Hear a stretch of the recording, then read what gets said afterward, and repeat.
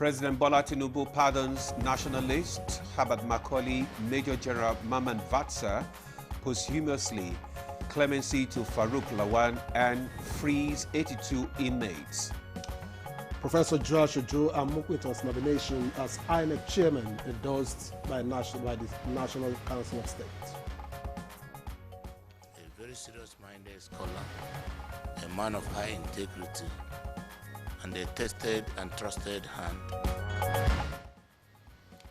Senate says allegations of religious persecution in Nigeria an attempt to harm the economy and create divisions. That the position they are taking is not in tandem with the reality of what is going on. And on Good Morning Nigeria today, we shall examine community engagements and appraise medical outreach and empowerment program of the national chairman of APC, Professor Nentawe Wada. Community engagement is a strategic process of involving people to identify and address issues that affect their well-being, fostering shared ownership of decision and solutions, which include collaboration, empowerment, inclusivity, trust, and relationship. Absolutely, and the community engagement activities build stronger connections between groups and individuals through events, communication, and collaborative programs to foster participation and, of course, trust. You're right, Victor. In addition, effective community engagement requires a strategic approach focused on clear objectives, transparency, and empowering members to become active contributors.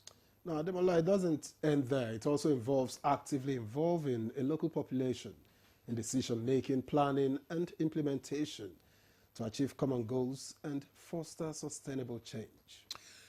Above all, these projects use various strategies and platforms such as volunteer work, community gardening, medical outreach, skill acquisition, financial empowerment, advocating for issues, and attending town halls to building relationships. And community engagement is also about striving towards improving the quality of life in a community through both political and non-political means. It is on this note that I welcome you to Good Morning Nigeria, the last for the week. I am Victor Azo. Yeah, thank God it's Friday. I am Ademola Adeoye. Thank you for joining us this morning. We are live from Abuja on the network service of the NTA. Shortly, we'll join Musa Abubakar for highlights of the morning news, and much later, the newspaper review with Chukwudi Okoli Ugbaja. Let's now join Musa Abubakar for the morning news. Good morning, Musa. Good morning to the both of you. Here's the news. President Bola Tinubu has granted pardon to Herbert Macaulay, Major General Mamman Jia Vasa, and Farouk Lawan, and granted clemency to 82 inmates. In a statement by Bayo Onanuga, Special Advisor to the President, Information and Strategy, says Major General Mamman Jia Vatsa, sentenced to death over a treason charge in 1986, has received a posthumous pardon from President Bola Ahmed Tinubu. Vatsa, a poet, was among the 17 people who received presidential pardons following the endorsement of the National Council of State, which met in Abuja on Thursday. President Tinubu also granted a posthumous pardon to Herbert Macaulay, a Nigerian nationalist and co-founder, along with Dr. Nnamdi Azikiwe of National Council of Nigeria and the Cameroons. Macaulay was the party's first president, which played a pivotal role in Nigeria's struggle for independence. However, in 1913, Macaulay was believed to have been unjustly convicted by the British colonialists and banned from public office. Macaulay died in 1946, but the stigma of being an ex-convict was not exorcised from his records until now. President Tinubu also pardoned 4 former convicts, including former House of Representatives member of member Farouk Lawan, Mrs. Anastasia Daniel Wabia, Barrister Hussaini Umar, and Ayinla Saadu Alanamu.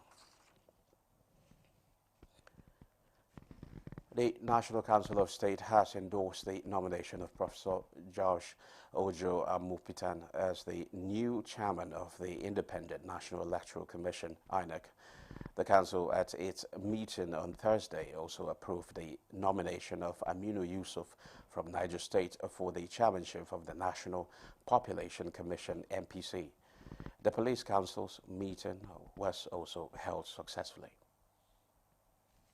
Speaker after speaker spoke glowingly of this professor as a very serious-minded scholar, a man of high integrity, and a tested and trusted hand who has never participated in any partisan politics. The Senate will next week decide on an appropriate line of action over allegations of religious persecution in Nigeria. It emphasizes that insecurity in the country is not religiously driven. The Senate views the alleged Christian persecution narrative being pushed against Nigeria as an attempt to strangulate the economy of the country and create disunity among citizens.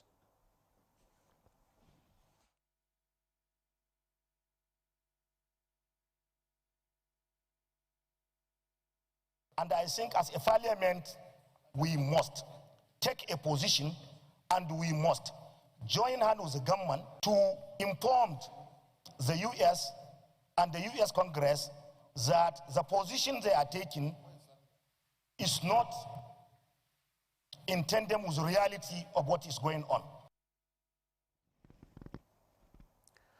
The federal government has given all federal tertiary institutions a 30-day deadline to reconcile and submit reports of unutilized balances within the Tertiary Education Trust Fund, TED Fund, for joint verification. Minister of Education, Dr. Tunji Alausa, issued the directive at a meeting with heads of federal tertiary institutions, bursars, and procurement directors. To rebuild classes, build laboratories, engineering workshops, faculty offices, student auditoriums, buy instructional materials. 2 at tertiary institutions. Also, some of these ones that might even be there that have and lecturers need. Nigeria's First Lady, Oluremi Tinubu, is in Doha, the capital city of Qatar. She landed at the Doha Hamad International Airport on Thursday evening to begin a 4-day working visit to the country on the invitation of the chairperson of the Qatar Foundation, Her Highness Sheikha Moza bint Nasser Al Missan. The visit is part of a mission the First Lady is undertaking to advance the course of out-of-school children and reform the Al-Majri education system in Nigeria. During her visit, she will engage with the Qatar Foundation chair as well as the Minister of Social Development, Butaina Al-Nuami, among other key stakeholders in Qatar. The First Lady is accompanied on the visit by the Minister of State for Education, Professor Suwaiba Ahmed, and the Executive Secretary of the National Commission for Al-Majri and Out-of-School Children Education Commission, Dr. Muhammad Sani.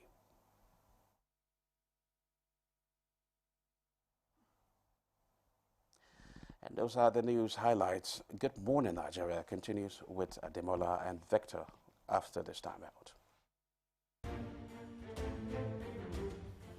The Renewed Hope Initiative RHI presents the RHI Green Nigeria Challenge. Go green today for a greener tomorrow. This national competition is in 3 categories. The household category is a tree planting competition amongst 11 frontline states in northern Nigeria. Each participating household in Adamawa, Borno, Bauchi, Gombe, Jigawa, Kano, Katsina, Kebbi, Sokoto, Yobe, and Zamfara states will plant a minimum of 1 tree to qualify, with a video evidence of before and after the tree planting exercise. 20 million naira will be awarded to the best household. Submission deadline is 20th December 2026. Community category will see local governments, local communities, schools, and NGOs reclaim and transform degraded or abandoned areas such as dump sites, landfills, parks, and their likes into green, vibrant gardens, parks, and eco-friendly spaces. 50 million naira would be awarded to the overall best community group. Deadline for submission is 15th July 2026. State category will have all states of the Federation and the Federal Capital Territory, excluding Enugu State, have a chance to address the growing threats to environmental sustainability and cleanliness. States will be judged based on the number of trees planted on major roads and inner streets and how clean they are.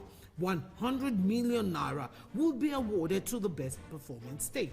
Already, Enugu State has 100 million naira for being RHI's model green state due to its greenery and cleanliness. Video evidence must be submitted by participating states on or before 20th December 2026. All entries must be directed to RHI Office, State House, Abuja, or email rhi.greenchallenge@statehouse.gov.ng. RHI Green Nigeria Challenge. Go green today for a greener tomorrow.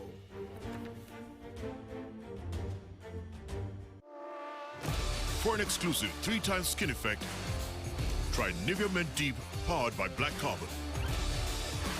For 48-hour deep moisture, a fresh skin feel, and a long-lasting masculine fragrance. Make an impact with Nivea Men Deep Impact Body Lotion. Try Nivea Men Deep Roll-On for 72-hour antibacterial sweat protection. Milo 3-in-1 Milky and Creamy is truly milky and contains calcium. So, no need to add milk for that rich, creamy cup, which helps to nourish your kids. Have you been aspiring to be a student of the prestigious Ahmadu Bello University Zaria to no avail? Worry no more, as you can gain entry through NTA Television College, Jos, an affiliate of the renowned Ahmadu Bello University Zaria, where eligible candidates with a JAMB admissible scores of not less than 180 and 100 scores, and with 5 credits O-level in social sciences, including English and mathematics, can turn their passion in broadcasting to profession by applying for a BSc in mass communication and MBTE approved innovation diploma courses in film and television production, broadcast journalism, and television engineering, respectively. The college, as a training hub with a pedigree of professionalism in the media space, also offers specialized courses in other related fields. For more information, visit our website at www.ntatvc.edu.ng or contact 080-33-834-343 and 080-69-809-897. Announcer Management.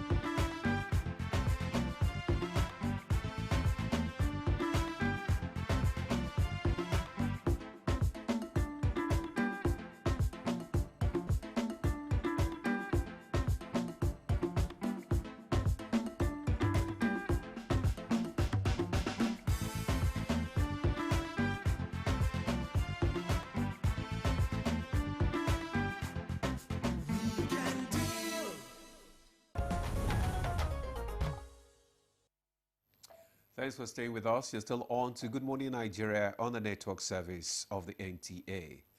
It's now time for newspaper review.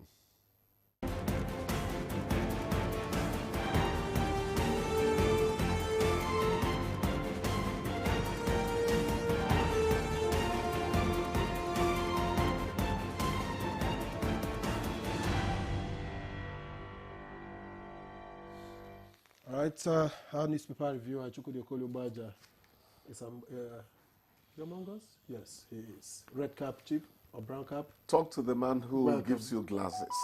You need to change what you have on. Is that clear? Demola, how are you doing, my dear? I'm doing great. Did you experience the shower of blessing this morning? Oh, yes, I did. And it had a cooling effect on me. Okay. Be careful. These may be some of the last rains. You may not see the rain after 3 weeks. The prophet has spoken. No, it's seasonal. I don't have to be magical. Okay. How are you today? I'm okay. All right. Thank you. Let's begin. And I have the Leadership Friday here to start with. And the major headline here reads, Ensure credible elections, new National Electoral Chief Amukwiton urged. How law professor was chosen as independent National Electoral Commission's chair at Council of State meeting. An African Democratic Congress, IAGA Africa, Transition Monitoring Group, others react. And that's the major story on page 8. Above that story, which is just below the nameplate, after World Bank's warning of rising poverty in Nigeria, manufacturers, economists prefer solutions is on page 18. And President pardons Herbert Macaulay, Vatsa, Kensaru Lawan, others. You find details of that on page 7. To sports, 2026 World Cup qualifiers, Super Eagles will fight till the end. That's credited to skipper Troost Ekong, and that story is on page 29. And the picture story details the turnover, the electoral umpires, chief electoral umpires of the country. From time, I see 1987, 1980, 1976, by the way, 64, 66. All right, to date. And at the bottom of the front page of the Leadership, Senate suspends 2026 budget consideration over accountability concerns. You got details on page 27. And tackle instability in North, WFP tells government on page 22. 12 arrested over a Rise TV anchor guard's murder.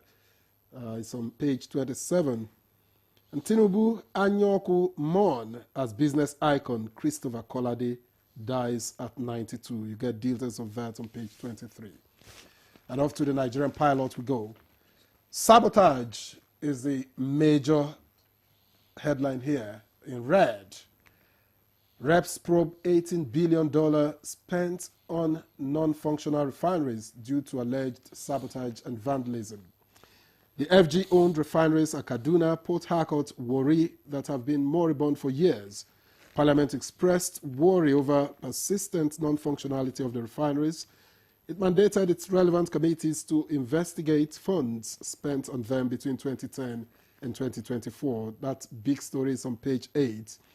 Above that, you have court adjourns Yahya Bello's money laundering trial until November 12, which is just below the nameplate. FCT police arrest 12 suspects linked to murder of Arise TV anchor on page 5. Aviation Ministry to commence personnel audit, skills gap analysis to boost efficiency on page 9. Police post tinted glass permit enforcement on page 7. Abbas seeks end to sexual harassment on campuses is on page 7. And finally, Nigeria loses $3.3 billion to oil theft. Sabotage, says Nati. And you get details of that on page 7. Ademola. Okay, I have the Daily Times newspaper with me, and just above that nameplate, we have Council of State approves Tinubu's request to free 175 inmates. And below the nameplate, Senate anticipates delay in 2026 budget presentation raises concern. Details of that headline story is on page 9.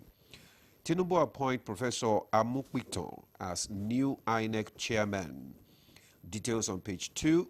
reps move to probe NECO's budgets, IGR implementation.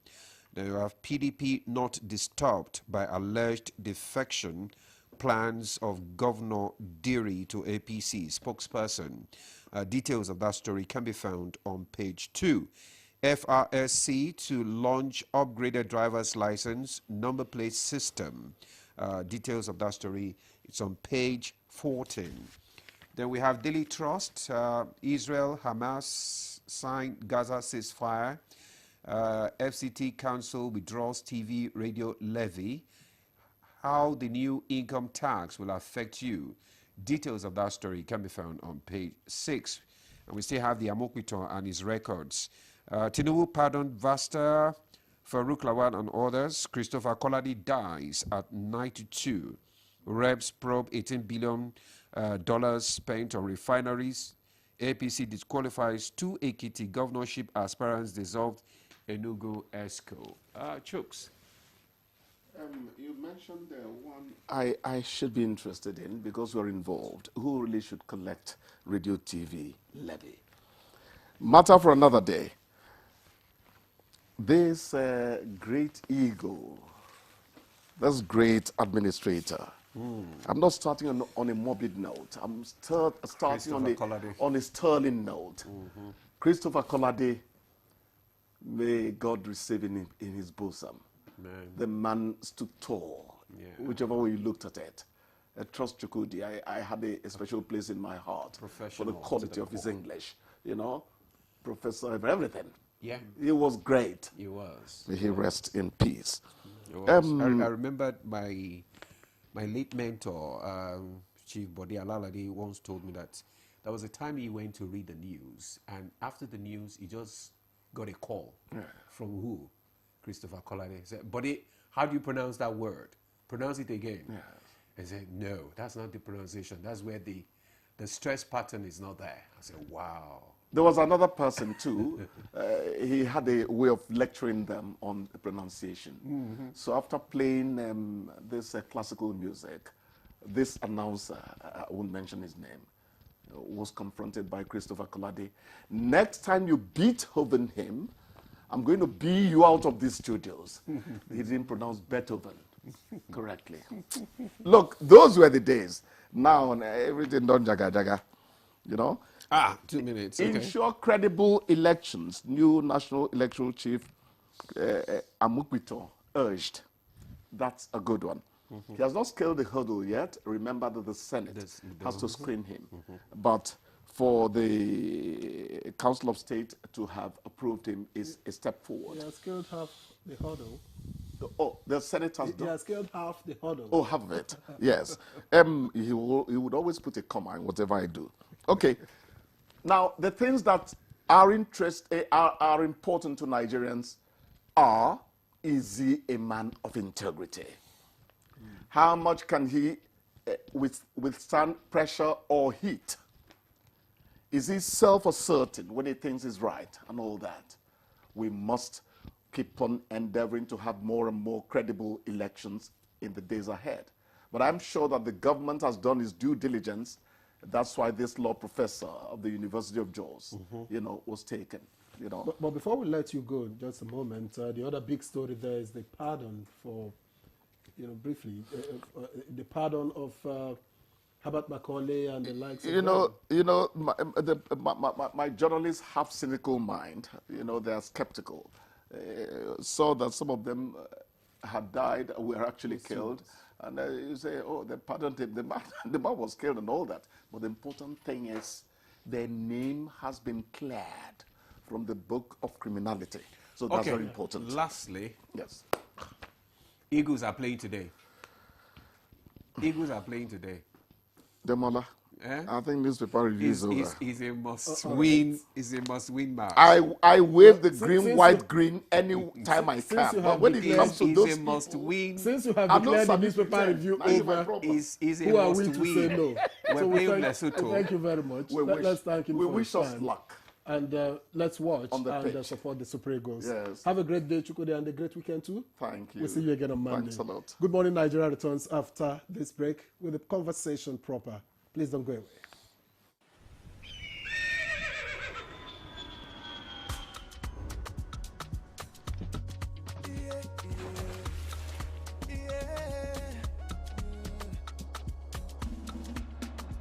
From the Atlantic across the savannah to the Sahara, we rise, a land of the free, we know they tire. We dream great, our spirit is undying. Resilient, rooted like palm tree, we sway in colors, with undying demand. We make solutions, we ignite passion, yeah. Ethnicity is unique, we are more than the solution. We are Nigeria, strengthened in unity. We know they carry life. We are Nigeria, together live the dream of a land with great destiny. We are Nigeria. I am the real Nigerian. Brought to you by the National Orientation Agency, NOA. Nivea Black and White Deodorant, now with 72-hour protection. But what does that mean? 3 cities in 3 days and no fear of sweat and odor. 120 dances with skin as smooth as the moves. Sweat, stain and odor protection. Nivea Black and White Deodorant. Skin is for embracing life. Nivea is for skin. Welcome your host, Bisola Ayola. Hi, everyone. Woo! All the way from Akwa Ibom State, it's the sensational family. Woo! And all the way from Benue State, it's the TWC family.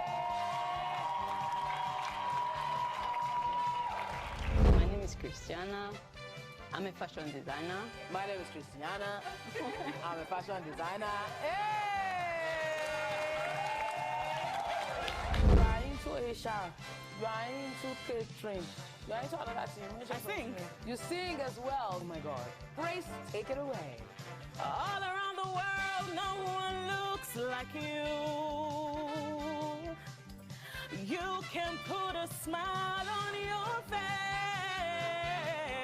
You're beautiful. For the Spirit of the Lord lives and dwells in you. Woo! Woo! Mention a common response if your situationship should ask you, what are we? Pass. We're just friends. One item. We're like a sister to me. Nothing. Lovers. We are who we are. We are who we are. Survey says.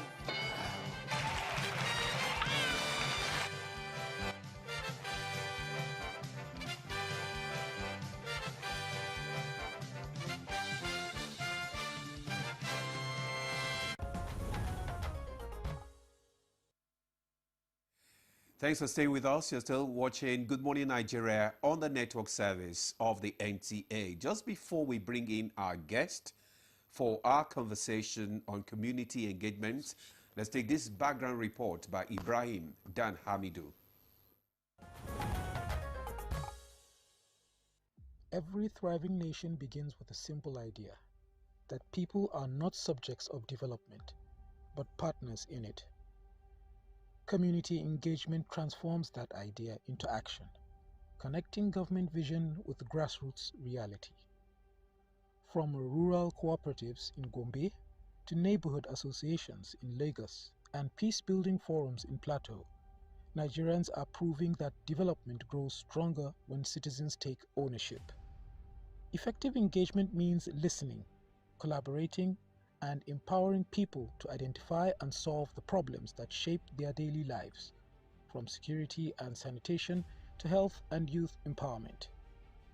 Across Nigeria, traditional institutions, civil society groups, faith-based organizations, and the National Orientation Agency are increasingly driving this new culture of participation. But experts say community participation must go beyond consultation. Citizens must co-own development plans, track projects, and sustain the impact long after the cameras leave. Across Africa, structured engagement has rebuilt trust between citizens and leaders. From Rwanda's Umuganda model to Ghana's local assemblies, Nigeria can lead this movement by institutionalizing dialogue at the ward and council levels, ensuring that policies reflect people's realities, not just reports on paper. True change begins when citizens stop asking, "What will government do for us?" and start saying, "What can we build together?" Because the strongest communities are not the richest, they are the most united. Today on Good Morning Nigeria, guests and experts in participatory governance, civic engagement, and local development will examine how Nigeria can deepen trust, strengthen inclusion, and make community voices the heartbeat of national progress. All right. Thank you very much, Ibrahim Dahabidu, for that background report. And right here in the studio with us to begin a conversation on community engagement, let me make welcome Moremi Ojudu, who represents the Southwest, covers the Southwest for Mr. President on community engagement. It's a pleasure to welcome you to Good Morning Nigeria. Thank you so much. Good morning, and it's good to be back here again. Thank you. Yeah. All right. We also have Chioma Nweze, is the senior special assistant on community engagement, Southeast. You are welcome, madam. Thank you. It's good to be back again. Good to have you again. And also we have Dr. Abiodun Esiet, senior special assistant on community engagement, North Central. Dr. Esiet, it's good to have you. Thank you. Good morning, Nigeria. Good morning, North Central community.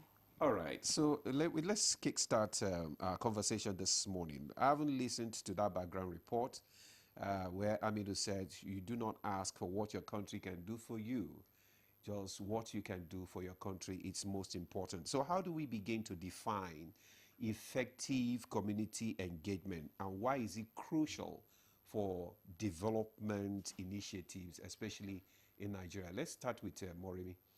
Thank you so much. I think community engagement is the biggest cross of any government. I think it's important that governments, all governments, be it at the local government, state government, and the federal government is the biggest, has been able to warmly understand community engagement. Interestingly, the presidential community engagement works directly with the presidency. That shows you that we have a super working president who understands the nitty-gritty of community engagement. Our work is simply to ensure that we report and evaluate, mechanisms. So we have actually been able to ensure that we create a structure where we have a direct link with the communities. We are these foot soldiers, and we bring back report evaluations. So this report helps the MDAs, the ministries, departments, and agencies to be able to create better engagement, and for the communities to own their development. So we don't just assume or create policies at the ministries, departments, and agencies. They work on our reports, and they also ensure that the community engagement aspect of it is well carried out. Okay. So I think that's the biggest how you can define it for now. Yes. All right, let's get Madam Chioma. Yeah, the community engagement is very, very important.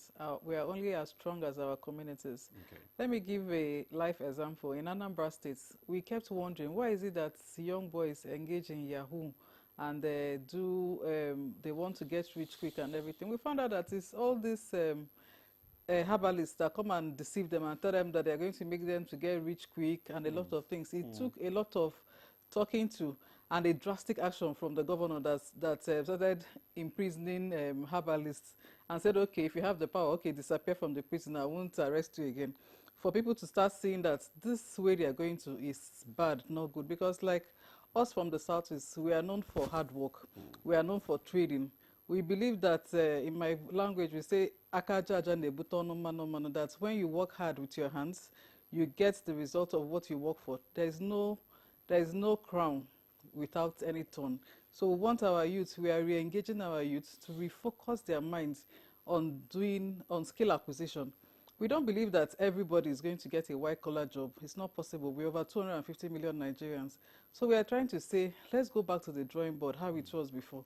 Let's do something with our hands. Let's do something with our mind. Let's veer off to technology. In my region, I started up Skill Up Southeast. I'm training some people for tailoring. I'm training some people to do POP. Things that we can do with our hands, things that we can do to make sure that we put food on our table. We don't have to wait for government. It's what can we do to help government. So community engagement is about engaging the community, giving feedback to both the local and to the federal government. We also give feedback to the governors. Anambra, Imo, Ebonyi, even Abia State, and Enugu State have been able to empower their youth through the feedback from community engagement. They've been able to do a millionaires club to help the youth to go back. Okay, we want to trade. They will give you so and so amount of money. All these efforts that the government is putting in place is because of community engagement, because of the feedback we give to them. Even on our roads, we are able to tell the government that please intervene on these roads. The federal government's budget has not covered this road, but our communities, we are the ones that are inhabiting our communities. We don't have federal people, we don't have state people, we don't have local government people. We are all the same in Nigeria. So we are trying to tell our state governors, intervene on these roads, that even if they are federal roads, so that everybody can get the dividend of democracy. When you intervene on roads in your area, one, you increase child mortality. People that go to hospital will be able to go. People will be able to bring out their agri-produce. People will be able to go to work seamlessly. Not when you keep some roads and they are so bad and you say they are federal roads, you're waiting for federal budgets. Meanwhile, the federal government is giving a lot of money to the states to make life easier for citizens. So we are very proud of our President Bola Ahmed Tinubu, because of the things he has put in place to make sure that everybody, people's burdens are being alleviated at all levels, at all strata of society. So we are calling on everybody to join hands with the Presidential Community Engagement Team to work. If you see it, you say it.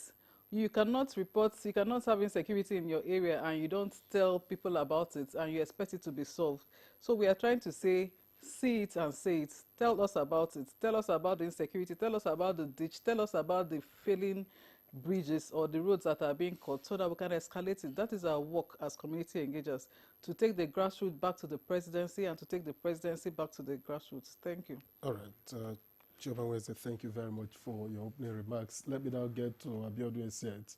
Now, the North Central Zone is a melting pot of cultures and a crossroad for many development issues. How does that complexity shape your engagement strategy? Okay, thank you very much. Just to add one point from the earlier question that was asked, Nigeria celebrated democracy, 25 years of democratic practices last year or this year.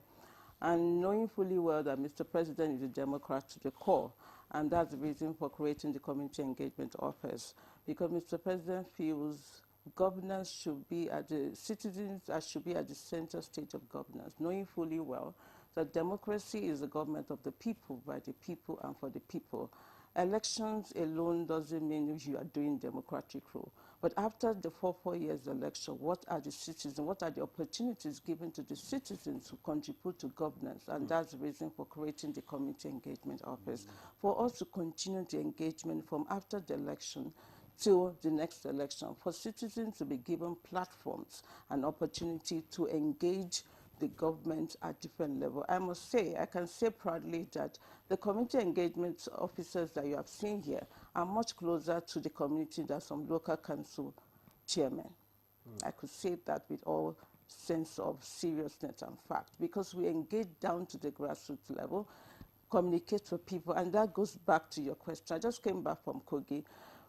We set up 21 community peace structures in Kogi State to address the issue of social cohesion. You said that, North Central, we have diversity of language, culture, tradition, but this diversity is gradually turning to a disadvantage to us. But, since we came into office, we set up a presidential community peace structures where we are engaging the different North Central community stakeholders to embrace social cohesion. So we are telling our stakeholders that our diversity should be a blessing and not a curse. For the fact that we have like a greeting in different languages in North Central, Olo, Agwanku, Naili, Upandabe, we are so blessed. This should not be a disadvantage. This should be something that should be embraced. And anytime we see the government and different administrative leader will tell them that they should embrace inclusion. For the fact that you have a majority of a tribe in a state, that doesn't mean your government should be constituted by those tribes. Because lack of inclusion is what we've seen that has led to insecurity in some of the states. So in Kogi State, I just launched the community peace structure in 21 local governments constituted by traditional rulers, local traditional rulers, the association, community-based peace association at the local level, the religious leaders, the traditional leaders, and National Council for Women's Society, and Citizens Assembly. So my office created something we call the Citizens Assembly. We have over 700 volunteers across the North Central region that have dedicated their efforts and work to be part of our government, to document exactly what is going on in their community, just like what you have in the National Assembly. So each of those citizens' assemblies in Kogi State now have been constituted as part of the community peace structure to continue deliberate dialogue. And we told them when we inaugurated them 2 days ago that their mandate is to maintain peace, continue intelligence. We train them on intelligence gathering by different experts from the military and also the security agency. We train them on how to communicate, emotional intelligence, so that they know how to engage different people. Anything insecurity that happens in any community, it happens in the community. So you can't rule out the community and the community leaders out of any insecurity dialogue. And this takes us to what the Presidential Community Engagement is doing. We are launching, soon we'll be launching the National Stakeholders Engagement Framework to guide the federal government on how to engage. We want the people that are concerned, for instance, you are doing something in SME or you want to change our cashless policy. You gather the people, the stakeholders that are affected, that are managing that aspect of that economy, gather them together and tell them this is what the federal government wants to do. Get their input before changing any policy. So that's what our national framework is all about. We'll be guiding the federal government in saying, in anything you want to do, in any engagement you want to do, in any policy you want to do, let the people affected by it to be involved from the beginning stage, not a stage whereby you have done everything and now gather themselves together and say we're doing town hall to tell you exactly what the federal government is doing. No, it's wrong. You know how our cashless policy fell out? Because we didn't engage the people, the key business people, the SME, the people that will really impact that policy involved at the early stage, and that's why that cashless policy fell out. So for Nigeria, the next couple of months, we'll be launching that framework to guide us. And with the structure each of us has created in our community, we've created a structure, a formidable structure for citizens to engage the federal government directly and for us to also engage them, because if Mr. President is interested in feeling the impulses of the people, we submit report on a monthly basis to Mr. President, and we have opportunity to tell him that, Mr. President and members of Federal Executive Council, concerning infrastructure, this is what we are getting from our community. Concerning road, this is what we are getting. Concerning insecurity, these are the feedbacks that we are getting from our community. And the Federal Executive Council uses that to shape their policy and law and deliver better services. We are not service provider. We are making sure that their service are efficient and effective. So we are not there to go and be giving so much water. Anything you see that we are doing is just an advantage. Our own is to inspect, making sure that federal government interventions are done as per what they do. And I must really appreciate the Minister for Works. Anytime he's going to any of our region, he calls the community engagement. Come and inspect us, come and see what we are doing, so that you can tell the members of your community that some of the reports you sent to the Federal Executive Council has been handled. For instance, the Shadam Bridge in Plateau State, when I visited the bridge, it was collapsed. And that report was shared to the Minister of Works. And the Minister of Works presented that report to the members of the Federal Executive Council, and it was approved by the President. That shows the power of community engagement. And it shows about, when the community sees that their reports are being addressed, it gives the trust in government. And they're not waiting for the next election, because they're already working with the government, and we are building trust gradually with them. And in that process, we're improving services and we're improving governance. Well, thank you very much, Dr. Essiet, for that elaborate explanation. You are building structures And the issue of trust actually is a major challenge, you know, in this part of the, you know, country, especially because, you know, several times government has made promises, maybe, and these promises have not come to fruition. And there is this question mark on trust.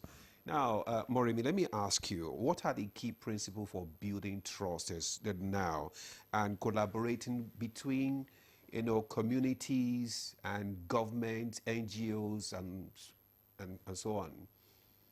Thank you so much. I think based on what my colleagues have said, community engagement is the biggest vehicle for development, because community engagement understands the nitty-gritty of the grassroots, understanding their behavioral patterns, understanding their bespoke needs, and then addressing it, understanding the languages. And that's why our work is so interesting, because we are 6 regional officers from this zone. I'm a core Yoruba girl, and I understand the cultural aspect of the Yoruba society. So I'm able to use that understanding to engage with the communities. I want to use this opportunity to call on all the governors of the Federation to work with us, because I think we are the best officers that can accelerate the progress of the country. We are the best officers that can make them understand that this is the biggest need. This is the biggest platform. So let me just break this down. I initiated the Southwest Initiative for Transformation. That's Project Swift.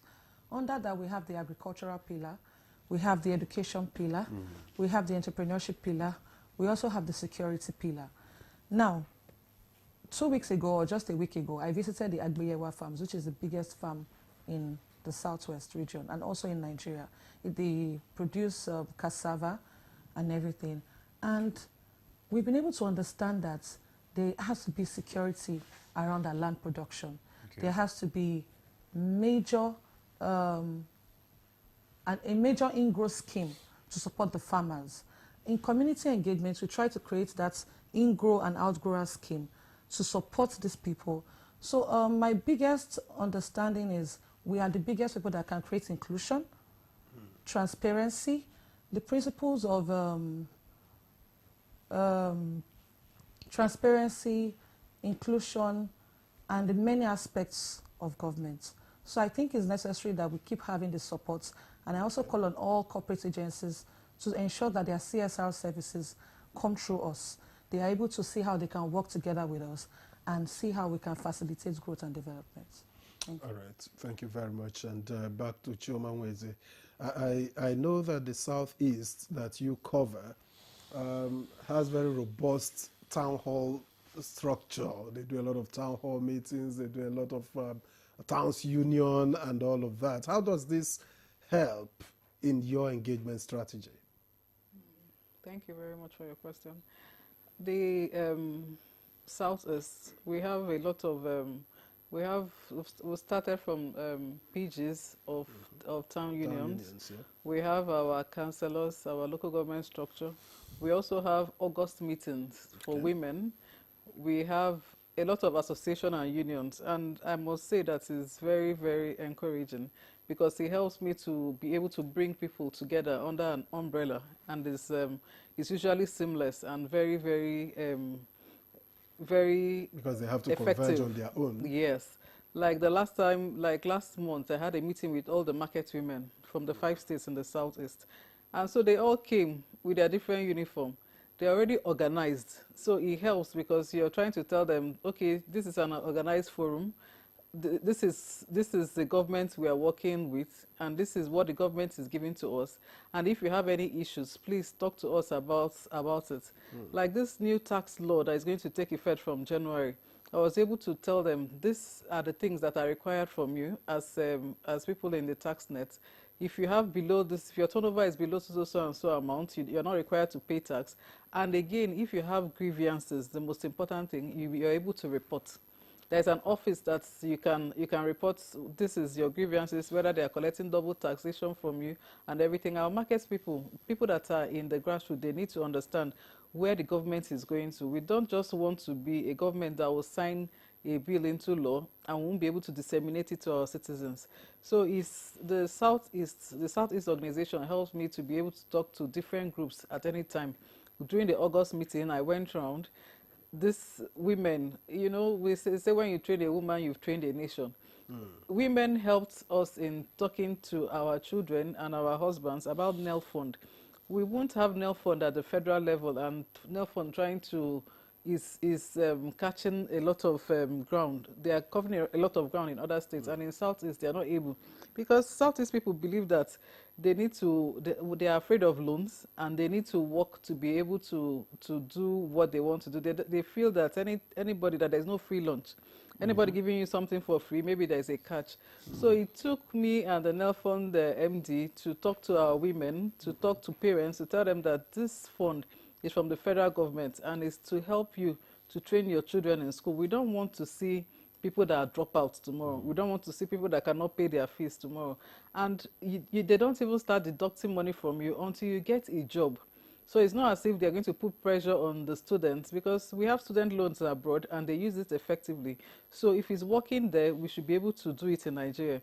So we are trying so hard and using all these organizations that are present to drive home the policies of the government. Even our town union presidents, we've called them for a meeting and said, our vote is our voice. Our vote is what we're going to, our mandate is what we're going to hand over to our children. Everybody should register. Everybody should register to vote. Everybody's vote counts. So we want a situation where everybody is enlightened and know that, yes, this works for me and this does not work for me. You know, before now, Southeast has always been doing government of politics of sentiment. This person is from my place, is contesting, so, and let me vote for him. But now I'm trying to tell my people, no, this government is working for us. We're not talking about this person is from my place, so let's vote for him. What can this person do for us? Is he going to win? Let us be strategic for the first time. If you're giving me apples and tomorrow you stop giving me the apples, am I going to eat them? Why will I go with somebody that is promising me an apple and is not going to give me an apple? So it's good for Southeast to be in the center and to be strategic about their policies. So I'm trying to tell all our women, all our fathers, all our town union people, this government is working for us for the first time in the Southeast. In fact, my governor was saying that for the past 10 years, he has never seen a federal government project in Southeast. I think my own is for more than 30 years. I've not seen any federal government projects in my state. I come from Ebonyi State. But now, in my state, last year, when the Artisan Bridge fell, is a bridge that connects two very important places in Enugu. The Enugu State Governor called the Minister of Works. This bridge it has fallen. Oh, let's come and see what we're going to do. The next day he arrived, he checked it, and he presented it to the president. The president approved it. That's the first time it's happening. Before, Southeast was relegated to the background and we didn't know anything that was happening in government. That's why we're telling our people that this government is for us. So we should step up and make our votes count. We have a number of projects that are going on in Southeast, unlike before. We have the Enugu-Onitsha road that connects us to Onitsha. Onitsha is the biggest market. In fact, I don't want Moremi to say Ibadan has the biggest markets. Onitsha has the biggest markets in Nigeria. Open air markets. Yes. So it connects us, the Enugu-Onitsha road connects us to the rest of the country. We have the Onitsha-Owerri road that the federal government is building for us, which is ongoing, and connects us to the Imo sides of Imo State, Abia State side of the country. We have Enugu-Port Harcourt road. In fact, when we went there with PDP stakeholder, Mr. Gbenga Sowunmi, he was saying that he has not seen any continuous road in Nigeria without any pothole. It's the work of this administration. When people want to criticize this administration, you ask them, these roads have been bad since. This administration is trying to put it in place and also trying to do legacy roads so that they will be known for something. Because if we are able to build all our legacy projects and we're able to put towers from Lagos to Calabar and open up the economy of Nigeria, It's for our children. We go to other countries, we go to Toronto, we go to other countries, and we'll see high rising on their coastal routes. And we wonder, so we want to bring other things that we're seeing in other countries to our country. So we are telling Southeast people, now is the time to step up and be counted. Don't do politics of sentiment. Don't say, my brother, if it's not your brother's turn, tell your brother to wait. When is your turn? Okay. They will support But you. is it in turns? Anyway, but I'm trying to see, have you managed to draw attention to the state of the Asaba-Onitsha, the road leading to the Niger Bridge? And why do I say this? It may seem as if it's in Delta, but it is the people going to the southeast. And you know what it means when Christmas approaches like this. This is already October. I don't know if it's something that has caught your attention and if it's something that you are thinking about, the road, because it's going to be a lot of suffering if that isn't attended to. Is it from Asaba to Onitsha? Leading to the Niger Bridge. Leading to the Niger Bridge. Okay. We have Asaba to Onitsha leading to Niger Bridge. And, you know, during the last administration, they did the another bridge. The second Niger The second Bridge. Niger Bridge, yes, which was completed in this administration. So this administration also flagged off Section 2A and 2B of the road leading from Asaba. One is leading from Asaba to the same Niger Bridge. One is leading from the other end of the bridge down. So that is still in construction. They are constructing this one. Then the one from this Asaba to Niger Bridge is under palliative, which I also bring to the knowledge of the Honorable Minister of Works. He has always been proactive when things concerning human sufferings are being brought to his notice. Like last 2 weeks, he was in Edo State because of that Ekpoma Road that has not been done for the past 40 years. So I'll bring this to his knowledge, and I'm sure when I come back, I will give you a positive feedback. All right. Thank you very much, Madam Chui. I mean, you've spoken so much, especially about changing the narrative in the southeast, which is commendable. But the challenge that you have, just like you said, is having a buy-in, of the people. Let's come to the North Central now, where with Dr. Essiet. How do we begin to address that challenge of, getting people to have, a buy-in for government projects, changing their mindsets? What are the various, methods you are using to get people to have a buy-in into it? Okay, so for people to have a buy-in, you need to also create a platform for them to have a buy-in. And a platform that is committed to listening to them, and also not just a one-way platform where you just go gather their feedback, but a platform where you can also go back to, like my sister said, go back to the community and say, this is exactly based on your observation. So I will cite an example. When the Ministry of Interior started their recruitment, there was one local government in Kogi State that was missed. So the people in those local government reached out to me and said, we can't locate, because if we can't locate your local government, we can't continue with the recruitment process. And within 24 hours, I sent a message to the Permanent Secretary for Interior, and within 24 hours, they activated that local government, and they could apply for that. And I received so many letters of appreciation from even the assembly members in that managing that constituency to say, oh, they appreciated that, because I screenshot my conversation with the permanent secretary and said, this is what is going on. Within 24 hours, your local government will be on board. And they saw that happen. That is trust. And that's how we create by him, because there's a platform already that we have. Like I said, the Citizen Assembly platform is open to people to join. And we have people even older as 60 years old joining the Citizen Assembly platform to say they want to be part of the governance. And we ask them, anytime the federal government is doing, anytime you have an issue, reach out to us. So the platform is there for us to also reach out to them and say the feedback we received from you. I will cite another example in FCT here of an hospital that was locked, that was practicing illegal operations, and people were dying.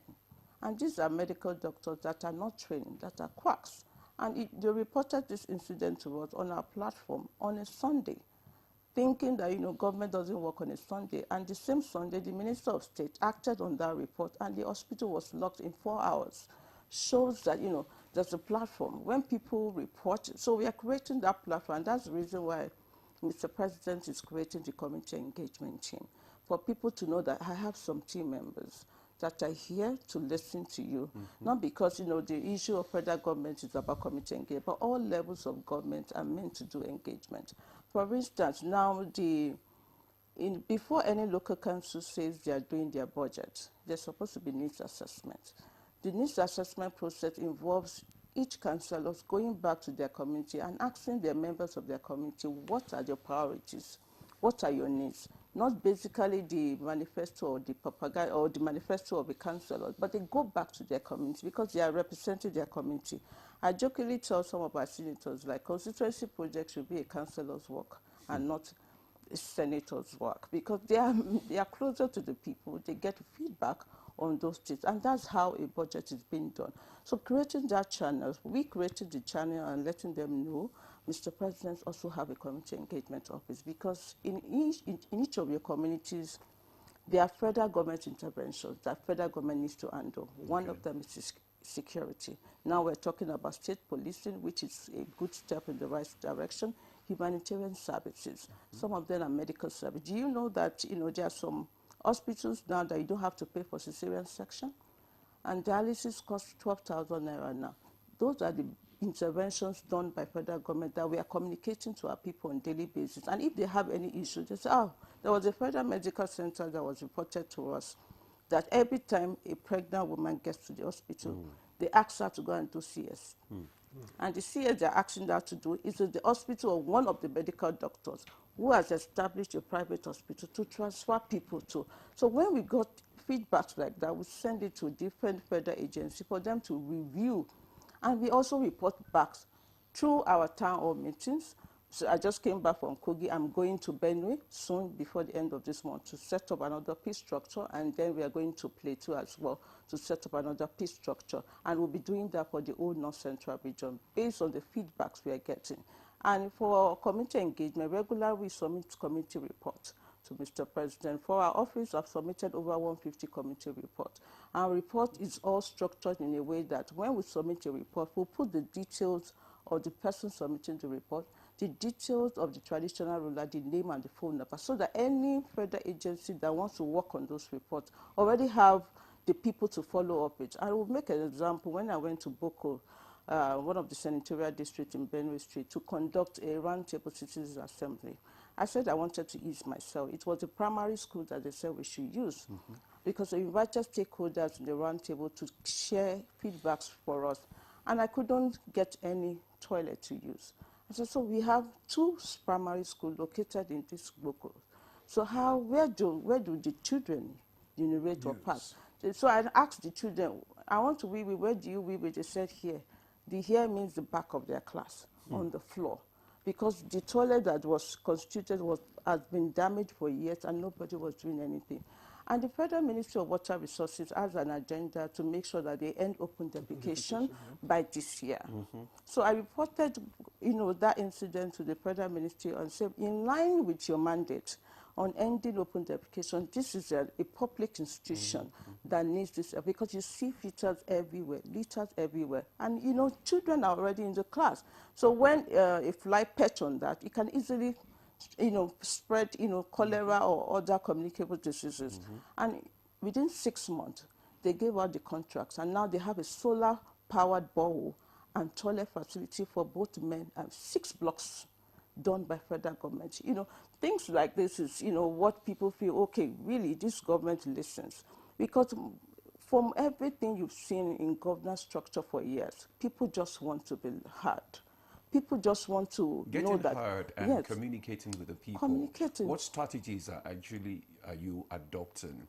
Is it through the traditional leaders or schools or churches or social media? Okay, so we use multi-layer interventions approach, because all our people, we have different strategies depending on where you're coming from. For instance, we use the social media for the people who have the access. So we have a WhatsApp group for each state where they can communicate to us. So I have a WhatsApp group for all the traditional leaders in North Central region for them to communicate to me in any issue that's happening. I have another WhatsApp group and also Facebook page, because I realize some of our elderly ones, they like Facebook and they like WhatsApp, and some of them are connected on those platforms. And anytime we are also going, we visit, all of us visit our regions on a quarterly basis. So now, in the next month, we are all going for town hall meetings and listening tour. When we started our work, we carried out a listening tour across the North Central region.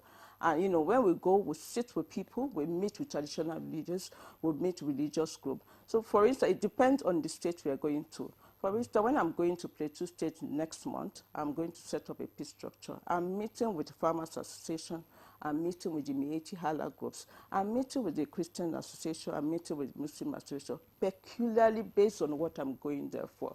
So we engage people, we engage the traditional structures, existing community structure. So we have CDA, Community Development Agency, in some of our states that are already working, that have connections with different traditional institutions, that have connection with the local government institutions. Okay. I also have a platform where I engage all the organs of my region, where they also have a direct platform to engage me. So anytime I'm going to a state, we'll let the governor know that, okay, Your Excellency, I'm coming to your state. I would like to meet you and also tell you who and who I'm engaging. And this is what we are meant to do. And also meet the other political leaders and say, this is where I'm going to, this is what we're doing. And we also extend invitations to them and say, we are doing a town hall meeting, or we are doing a roadshow, or we are doing this program. You can also join.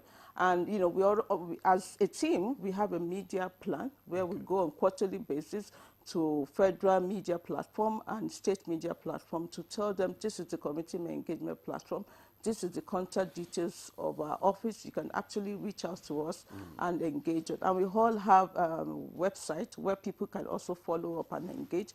We've created an Instagram platform as well for people to share story and follow up our stories and narrative so that they can also engage with us. So all of us have hotlines that people can call at regular places to send their report and for us to also you know, give them back report. And that platform is called Hello Community, where you can reach out and say, okay, my community is having this, and these are the picture evidence of what is going on in the community. And we use that platform to also report back to them and say, this is what we've done on the report you sent to us. All right. Thank you. Thank you very much, Biodun. I'm just wondering, you said all of you visit. Don't forget to remind our viewers that they can you know, participate in this conversation by sending comments and questions through the WhatsApp and the number displayed on your screen. Please, Victor, go ahead. All right. Now, she mentioned that you visit on a quarterly basis, you know, 3 monthly. And I'm wondering, Moremi, if this is not a bit too much gap, you know, to be able to articulate the voices of people in your constituency, which is the Southwest, and ensuring that they can get action at the federal level. Thank you so much. So I actually want to ask for a pardon for my stutter because I'm actually stressed. Okay. I've been in the community for well over 4 weeks. Okay. You know, we went for Onga and then we came back and then I went straight to the communities in the Southwest. I went to Osun State, Ekiti State, Ondo State, and also to Lagos State as well. Our work is really, really draining. It takes a lot of our physical energy and so much of our resources financially because of logistics and many other things. Personal resources? Unfortunately, we're a bit short-funded, but with time things will pick up. I believe so. And the president is seeing so much of our efforts and he's doing everything to support us. Many ministers, particularly the Minister of Work, supports our work, and also people within the presidency support our work as well. We visit our communities regularly. As Biodun mentioned, we have multi-layered platforms for communication.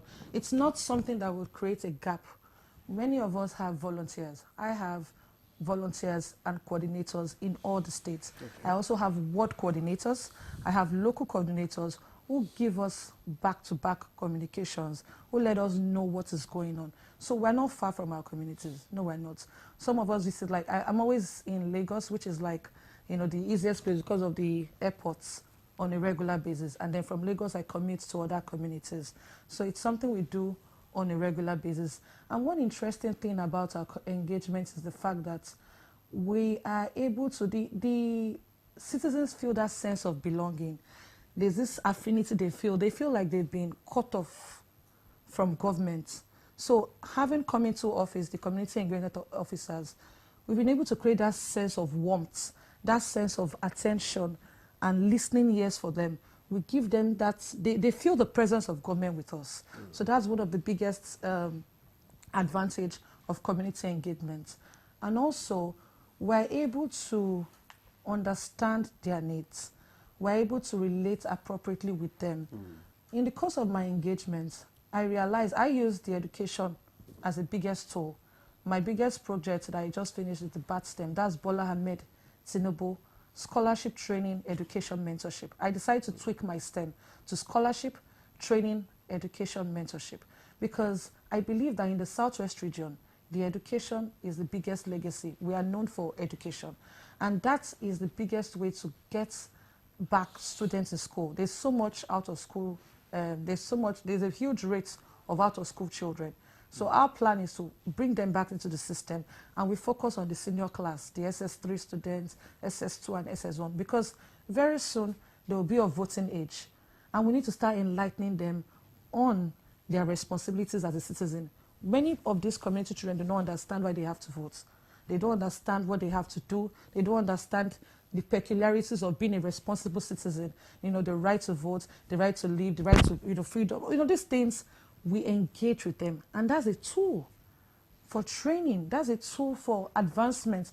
That's a tool for, exposure. These are the things that we bring down. Also, we engage with agriculture and many other things.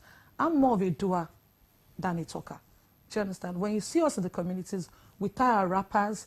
We also dress in the adire like them. To identify with the communities. So I want you to be rest assured, and also to the viewers, that we are the biggest voice. We have the biggest ears, and we have a fantastic, huge network of people who work with us in the office.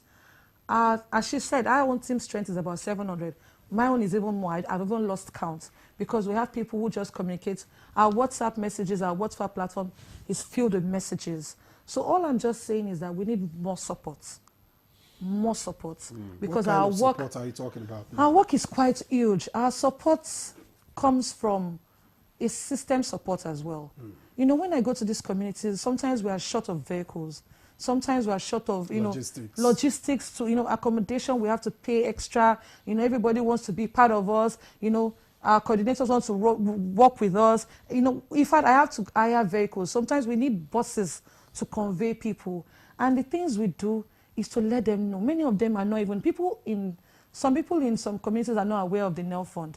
Interestingly as well, the Lagos-Calabar Coastal Road has been one of the biggest hallmarks in the Southwest. I think that's like the biggest economic road hub of the Southwest region. And it's such a fascinating project. It's highly fascinating. It's something that, when we conveyed ourselves from the Hamadu Bello Junction, it was as if we were in Miami. I've never seen that kind of structure.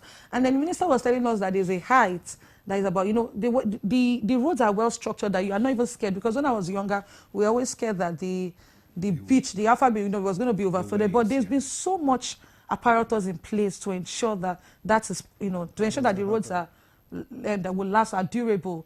So that is something that interests the communities. At the beginning, they were a bit worried. They were all fighting. We'll have to go for town hall meetings. The Minister of Works will tell me, oh, go speak to the leaders and everything. But right now, they're extremely excited about it.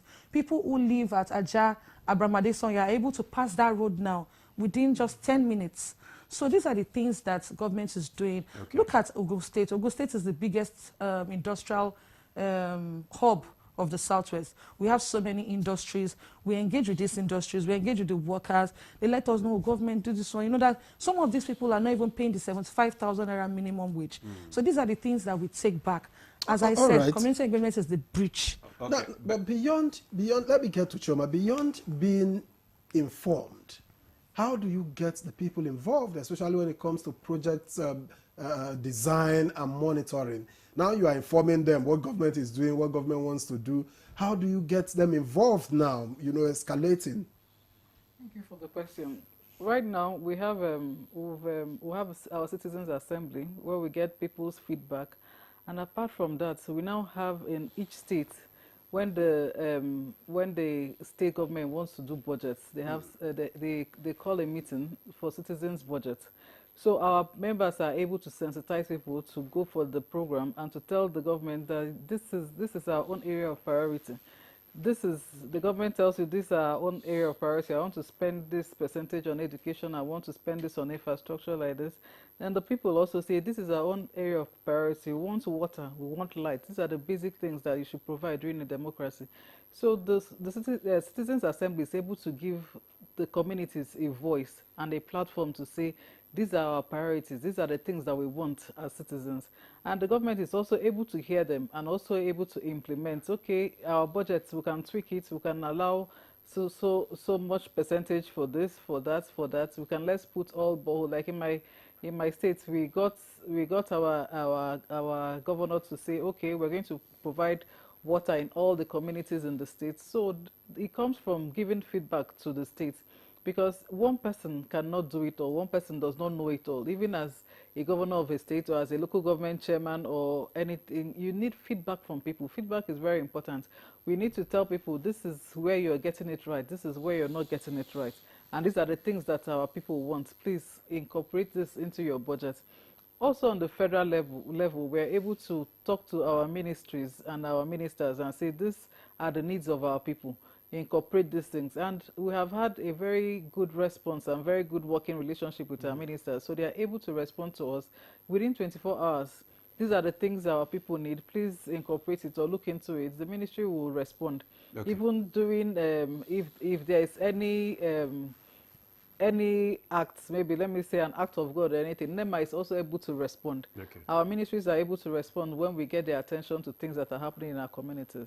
All right. Earlier on, you talked about some of the challenges and that you face, while engaging with, the community, especially when it comes to misinformation and resistances in community engagement. How do you measure, before I come to Dr. Essiet now, how do you measure the success of community engagement initiatives so far that you have embarked on? Through feedback mechanism. I measure my successes from feedback, from the feedback I get. When I started my Scale Up Southeast and started telling my people that our people are known for working. Our people are not even known for government jobs. Working, trading, farming, and putting food on the table. That's the pride of an Igbo man, for you to be able to provide for your family. You're not carrying laptop and doing yahoo yahoo. No, that is not our custom.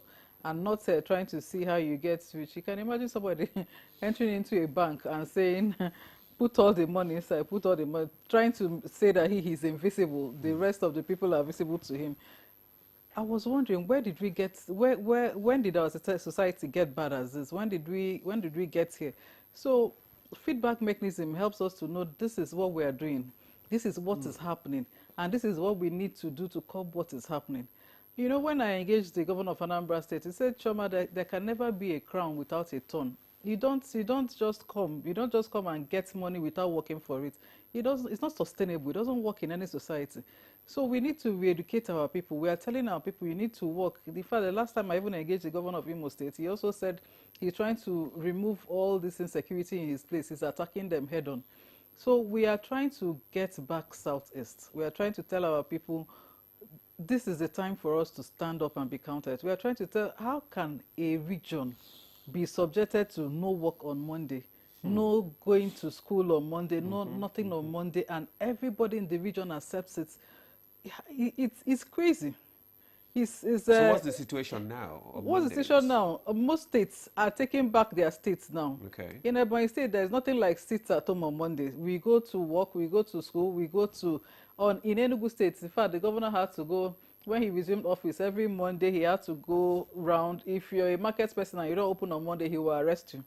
Because you need to open, because you have said that this is your store and they should identify you with this store. So you open every day of the week apart from Sunday, which is what our people keep holy and go to churches on Sunday.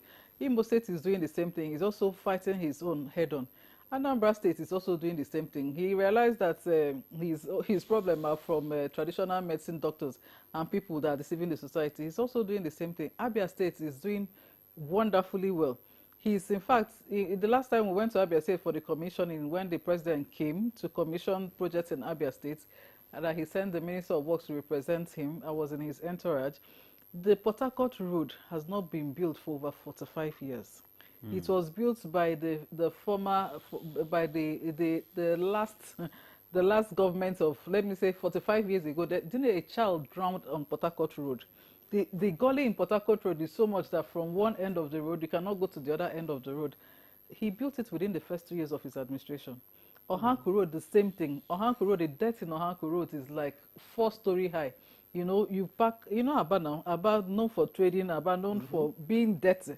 They will park debts on the street. Now, when I went there, I could hardly see anything on the floor. Okay. Governor Oti told them that anybody that puts anything on the floor, you, a citizen, can arrest the person, and the person will pay 50,000 naira to you.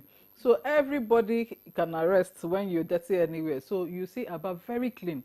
So the governors of Southeast are actually stepping up and saying, no, we don't want this. So that's why we're trying to educate our people, and we're trying to tell them, tell us, there is nothing that is too heavy for you to tell us.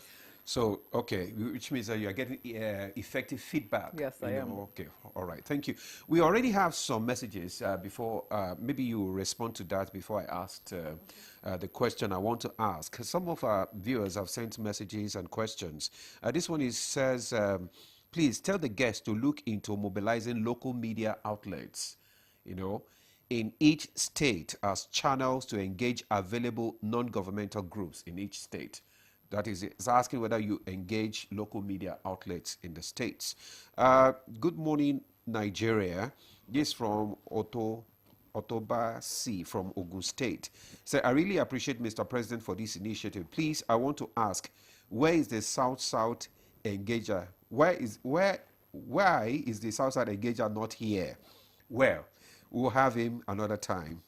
Okay. We had her the last time. Oh, we have her the last time. The Okay, last fine. time. So, all right. So this one says, this from Agubo Onuora Nelson from Ikwo in Ebonyi State. So my question goes to Honorable Mrs. Chioma Nweze. Ma, the road to lead from Obubara Junction to Oferikpe Beach, I may not be pronouncing it, in Ikwo, was awarded, and the bridge that connects Ikwo and Cross River State was also awarded. But as I'm talking to you now, for over 7 months, there is no work going on in that area. The contractors have left the site. I'm saying this because that is my community, and I know that road very well. What do you have to say about the Enugu-Onitsha Express Road? Because there is no work going on in that road. Thank you. Can I respond to that? Okay, you can respond before. Yes. Enugu-Onitsha Road, I was there last week, and work is going on that road. Enugu-Onitsha Road was, first of all, given to MTN to do both the carriageways. But MTN subcontracted it to 2 contractors, RCC and NigerCat. And they were very slow on the job. I don't know, you know, most federal contractors, they like being slow on the job, so they can ask for variation and do a lot of things. So when the minister came, he terminated the job of, he terminated the job and gave MTN 1 carriageway. Let them finish it. Since they've been on the carriageway for so long and they've not finished it, okay, finish this. And told Mr. President, presented the second one to Mr. President, which he approved, and it has been awarded to SKECC. It will be flagged off next week, Tuesday, in Enugu, and work has even started going on. Even from the Channel Zero, where work started going on, you will see a bridge that they are constructing, and a flyover bridge in Ababa. Ababa is an area where there is, what they call it, police, Army 82 Division. There's Army School, barracks, and everything. So the place is always very choked up. So there's also a flyover that is, the flyover construction ongoing at that particular point to ease the traffic.